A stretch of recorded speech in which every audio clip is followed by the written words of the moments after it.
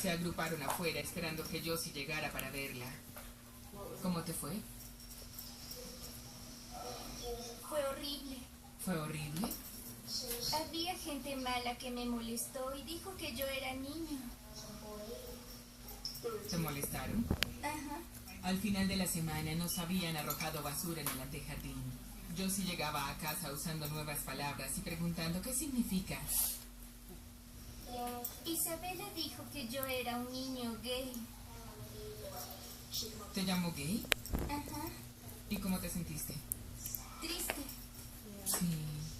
Y luego dijo que llamaría a la policía ¿Que llamaría a la policía? para que me llevaran a la cárcel. ¿Verdad? Ajá. Lo siento, Josie.